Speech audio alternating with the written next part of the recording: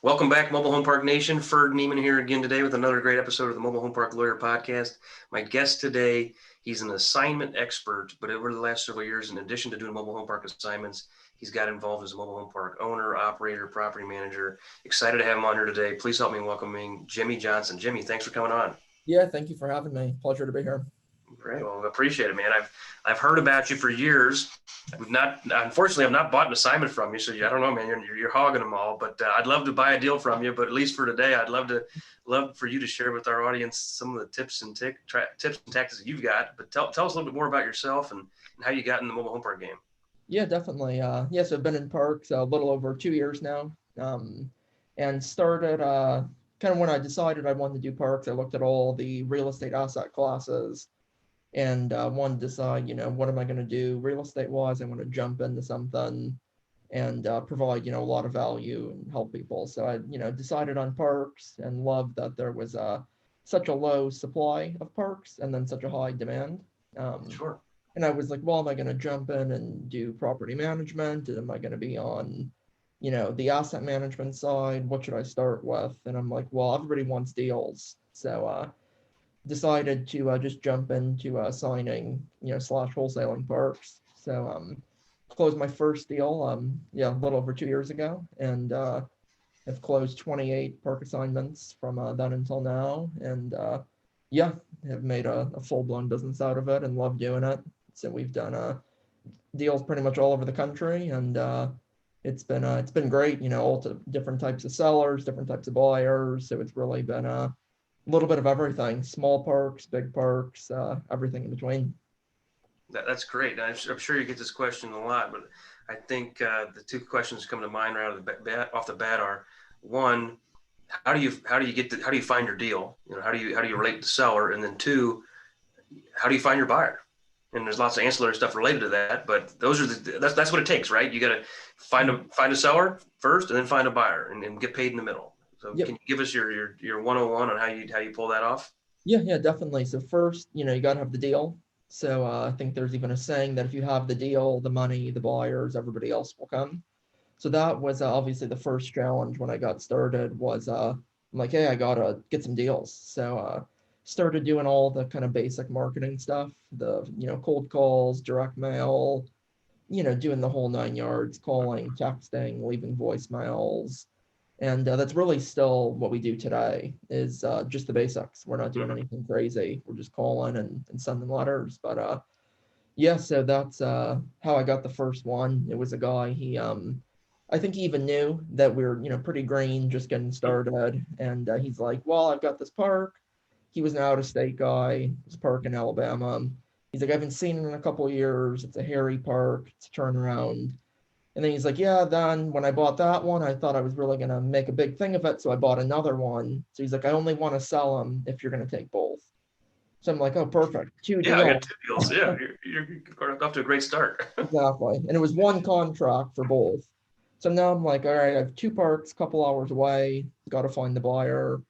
And I just kind of started with the basics too. Started posting in all the groups on Facebook and on the forums and just getting it out there. Hey, I've got parks. And I got 2 others under contract pretty shortly after.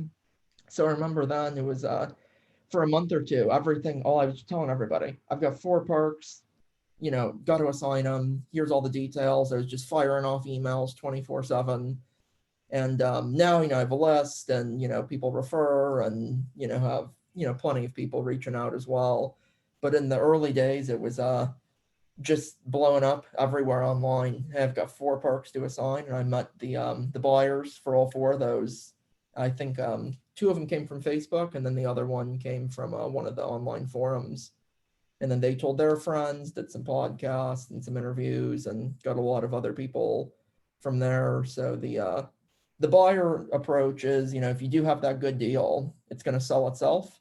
Mm-hmm. We haven't done a lot of advertising on deals really in the last year, just because people are reaching out, having a lot of calls, texts, just touching base with people. And the good deals, you really don't have to push them and blast them out everywhere. So it's been not easy, but it's been easier to move them than it has been to get them.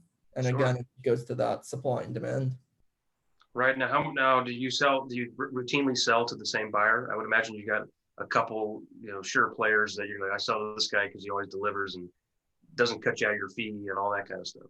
Yep, of course. So we have a couple people that we've done, multiple with, one or two, groups in particular. A lot of them is just geographically as well. So one group, we assigned them a park in South Carolina, and then, was marketing hard in that area, found another one, and what's 20 minutes away. So who's a better buyer Sure. than somebody who's, the neighbor to the property, pretty much.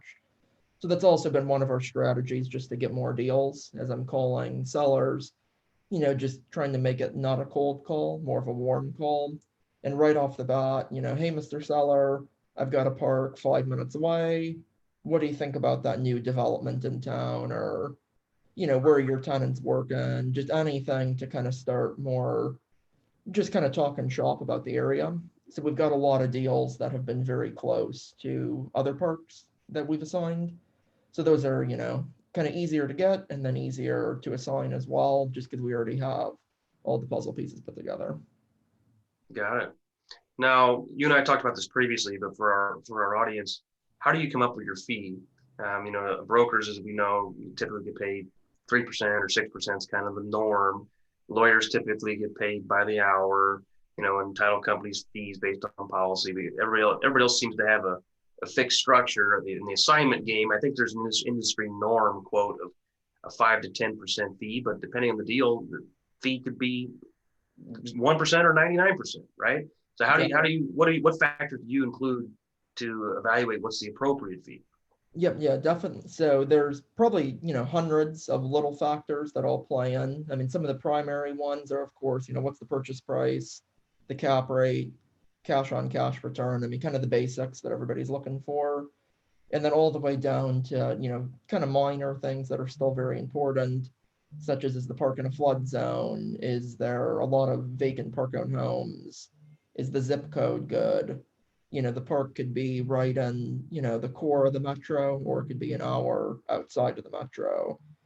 How are the records? A lot of the deals that we've done, of the 28 that we've closed, 25 of them have just been cash. Only three have been bank financed.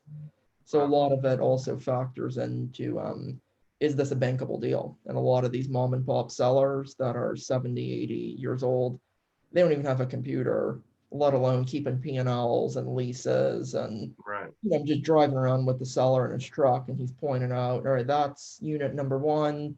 His name is Robert. He pays 400 a month. I think he's a park owned home. Just crazy, Right. crazy stories like that. But yeah, all those factor in, from like a deal side, and then from a buyer side, can you show proof of funds that you could actually perform? Have you worked with us before? Do you own other parks? What's your real estate experience? And we have a whole questionnaire, that we'll typically go through. But the fees have varied from as low as about 1% on some deals to we've done a 50% assignment fee deal. Okay. So it's they're all over the board. It's tough to pin down where the average is because we've taken equity in a lot of deals as well.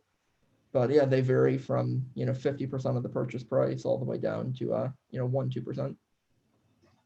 Interesting. Yeah, that's definitely good stuff. So, um, obviously, it depends on a million factors. How do you how do you structure them so that you don't get cut out at closing, and or B, do you hide your fee or show your fee to the end buyer? Because I had a call yesterday from a guy that's doing this, and the end buyer wanted to see his fee, and he wanted to do a double close essentially. He didn't want to show his fee, and it became hostile between those parties. So I'm curious how you do yours. Yep. So we're 100% transparent. So we've never done a double close. Don't plan on doing any double closes. And we're one to work with people who see the value that we're bringing to the table. So even on the deal where the fee was 50%, a lot of other people kind of scoffed at that. No way, that's too much of a percentage. And then we had offers and buyers who said, hey, this is a great deal.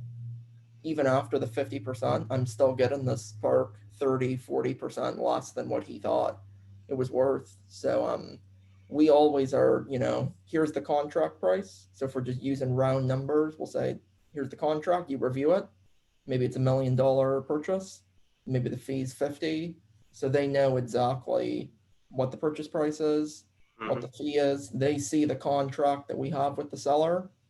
I introduce the buyer to the seller, which like anybody who wholesales or assigns, it's like that's like the number one no. Never do that because they'll cut you out. And I'm like, well, we're all relationship based. So the sellers, they know that we're going to close and they trust us and they see the experience and they feel comfortable and we're communicating with them, we're visiting them in person. And then the buyers, anybody, it's such a small industry. If somebody's going to try and burn you and cut you out of the deal, word would just spread so quick. And we're just working with people who we feel, like we trust enough and they trust us to, we're doing diligence together. We're working the seller together. They'll often go, do a site visit. Maybe I'll do the first one, they'll do the second one. So we really, maybe more so than we should, but we really, put a lot of value in that trust and in that let's, build a relationship and both be on the same side and have everybody win. So one of our slogans has been we want win deals. So the seller wins, the buyer wins, we win, and then the tenants win as well. Because most professionally operated parks are going to be better than a mom and pop operation. Sure, no, that's great stuff. I think you're hitting the nail on the head there with the relationship piece because you're right. Small industry. I tell people that all the time. Like, well, how can I trust that you're going to do this? I'm like, well, I mean, I got a relatively public profile, and if I screwed you, it's probably not good for my overall business, right? Yeah, So I won't. I tell you that, but if I do, and then as a lawyer, I can say, look, I'm also licensed to practice law. If I do something really bad, you can go file a bar complaint. That's kind of a big deal, right? So I'm not going to screw with that. So you don't know me, but you can know my circumstances to know that I'm not going to screw you, right? So right. no, that's definitely good. So with the sellers, do you tell them that you're going to wholesale deal with somebody else from the beginning, or do you tell them, hey, me and my partners are buying it, and then you introduce them to the end buyer as your quote partner or assignee or someone else? Yep, it's always from the start. It's, my partners and I, from kind of the first visit. I'm not bringing that up on the first phone call. I'm saying it's me. And then as, the relationship progresses, and we'll even kind of make a joke about it and say, hey, well, the price that you want, I've got to have partners. Yeah, One guy can't do this alone. So, right. That's yeah, good. we try and make it a joke, and then they totally get it. And yeah, I'm like, it's, everybody plays to their strengths. Maybe you're coming in as the partner and your expertise is the legal side of the business. Maybe we Mhm. have somebody else who's bringing the capital. I'm bringing the deal and the management. So, I'll even explain who everybody is in the transaction. So then they're like 100% comfortable. They know who's who. There's no confusion of like, so who's this guy who just stepped in? And then, other people who assign deals, they'll say, what happens if those buyers back out? Then how are you going to introduce new partners? Mhm. I'm like, well, if the buyers are backing out, it's because something so concrete was found in diligence that it's probably a deal killer. And then we will present the seller with, the ultimatum, hey, you have 10 less units than you said. This is the price that we have to be at. And it's either kind of a take it or leave it thing. So when Right. I assign that contract and we have a deal, we're both going into it 100%. So there's no backup buyers. It's either we're going to close it together or we're going to make, the seller an offer. And, if he declines that retrade, then we're going to have to kill the deal. So it's, full steam ahead. We're all partners. We're all on the same team, and let's get it closed. Yeah.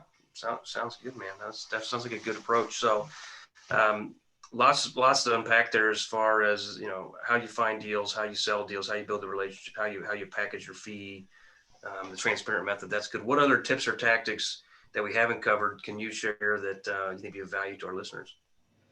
Yeah, I think now it's such a competitive market, as you know. It's tougher to get deals, I think, every month than it was the month prior. So we're doing everything that we can to get in front of the sellers and stand out. So a lot of people will say, I want to get my first park. What can I do?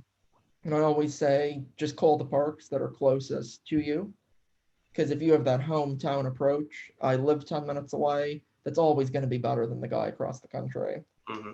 So definitely that for just trying to get deals. And that's if you, are trying to do your first park, or if you have 50 parks, a lot of people don't call those ones that are closest. So the closest park to my house, called them, built the relationship, and now that's one that, we own and operate. And it's 5 minutes from my house. So I've told a lot of people that I'm like, you never know. That guy could live in your neighborhood for all you know. And Right. yeah, the park's a couple minutes away. So definitely that. I mean, could, talk for hours on due diligence and all the tips and tricks there. But I think definitely getting out there as early as you can. A lot of people, they want to delay that trip, kind of kill a bunch of birds and with one stone all the way at the end. But you got to get out there, meet the seller, get in front of it. It's going to help you see the park, see if there's any big red flags. And also, if you have to retrade, I think the odds of like a retrade going through are just so much higher. If you have a relationship, he's met you, and you got to like spend some time, walk the park with the seller.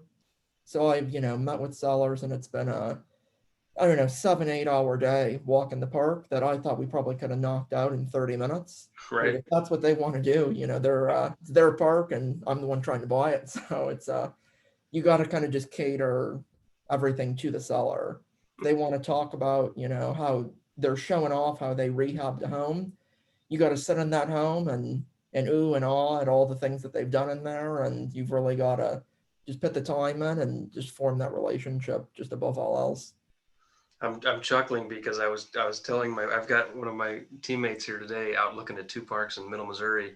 My Mm, wife said, "What time's he coming back?" I said, "Depends, right?" And I said, "Remember when I looked at that park in St. Louis and I was supposed to be there for 30 minutes? I was meeting her on vacation when she was with my in-laws and kids. I mm, was like, I'll meet you guys down at the lake, and it was a 4 hour tour of a park with no park-owned homes. I'm like, what could we possibly look at? And he literally got, he's, I don't want to walk. He literally got in his truck and drove in front of the house, number one, and told me the history for 30 years of who lived there, how many kids they had, how right. dysfunctional their marriage was, what they did for a living, the last 7 violations, why they're 1 month behind on rent or not. Yeah. And then he drove 30 feet, put it in park, and did it again Those are the best visits. 67 times. And I was just like, and my dad was with me. I said, Dad, was that the most overblown tour ever? He goes, that was a 15-minute tour that took 4 hours. I go, yeah, no, I got to explain to my wife. So I'm late. Exactly. So I totally get like, you got to do it, right? You'd ruin the relationship if you just said, hey, man, I'm too busy. I got another appointment. Right. That Right. tells people you're not important, right? Exactly. Yeah. And I know a lot of guys, especially when you're making those calls, it's let alone if you're doing it in person, but they want to just fire the offer out right away because you never know. Maybe that park, you thought it was worth 600 grand and the guy wants 6 million. You just have no idea. So we've kind of taken the approach of we don't bring up price at all in the beginning. So we'll like go through that whole meeting and we still don't know at all what the guy wants. Ugh, And we'll go weeks of communication, sometimes months before we finally get to the price. And then we obviously are hoping that the relationship at that point is going to be more important than the price. And right. of course, we've had dozens of times where, we're months deep and the guy wants, tenfold more than it's worth. But it's, yeah, just pending the time and flown across the country, driven 10 hours to parks, done it all just for the guy to do that same visit. And then he's like, oh, yeah, I want this insane price because you could redevelop it and Right. it's out in the country, but this is going to be the new mixed use in town. Sellers are tough, man. They're definitely tough, especially you mentioned today's market. I mean, it's like every broker in the country, every guy like you or me in the country, it seems like has called the same seller. So the seller has this inflated, what I thought was inflated opinion of value that might actually be the new opinion of value. Yeah. That's not bankable. It's like, so Yeah. And all the letters, oh, we're going to close cash quick, 30 days. So they're like, hey, everybody's ready to close this thing, like sight unseen right. with cash, no matter how much the purchase price is. So they're like, why in the world would you need seller financing when I've got guys with a briefcase full of money ready to close it? So, Yes, it makes it harder, right? What's funny, I've got legal clients that I've gotten letters from. They don't know it's my property because it's ABC LLC. And mm, I'm like, one time I literally drafted the letter for mm, the client, and his wife sent them out to 100 people or 1,000 people. yeah. One of them was to me, and I was just like, You guys need to scrub your buyers list or your sellers list a little better. You're not going to get this one via the Right. letter. Yeah. This isn't a mom and pop seller. So Yeah, it's been that's funny. Full circle. yes. I was like, can I be your lawyer on the acquisition? Yeah, no. That's Well, funny. this is great stuff, Jimmy. Anything else you want to share before we part ties here today? I think that about covers, the kind of 101 of park assignment. And I think it's definitely a great way to buy parks. We've assigned deals to first time buyers. That's one of our favorite things that the brokers don't want to listen to them because they don't have all the experience, they don't have millions in the bank. So we've done a lot of deals with people who nobody else would assign a park to or sell a park to, all the way from that up to institutional guys. So I think it's a great way to buy deals, especially for busy professionals who don't have the time to do the marketing. And it's tough to find deals out there. So I think definitely encourage people to look to buy assignments, and if they come across a deal that maybe is too big or too small for them, to try assigning it themselves. Sounds good. Appreciate it, Jimmy. Thank you. Yeah, Rip, I got you. Thank you. Yep.